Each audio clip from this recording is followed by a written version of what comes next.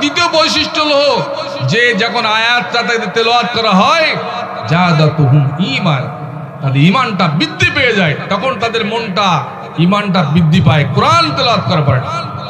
কিন্তু গান শুনলেন, যতই গান শোনেন ফাইটে যায় কিন্তু ফেটে যাবে, কিন্তু আর জোড়া লাগবে না। বুঝতে পারছেন? যতই হোক, যত ভালো লাগুক, আপনি 1 বছর শুনবেন, তারপরে আর আপনার ভালো লাগবে না। কিন্তু কোরআন যত শুনবেন তত ভালো লাগবে। আলহামদুলিল্লাহ বলি। ভাইরা আমার, এই কোরআন পৃথিবীর জমিনে কোরআন মানার কারণে, কোরআন না মানার কারণে আবু জেহেল তিনি ছিলেন হিরো, আল্লাহ তাকে বানিয়ে দিয়েছে জিরো। আর এই পৃথিবীর জমিনে কোরআন মানার কারণে আজ আপনার এমনি করে হযরত ওমর ছিল আপনার জিরো, আল্লাহ রাব্বুল আলামিন হযরত ওমরকে করে দিলেন দুনিয়ার জমিনে হিরো। জোরে বলুন ঠিক কিনা?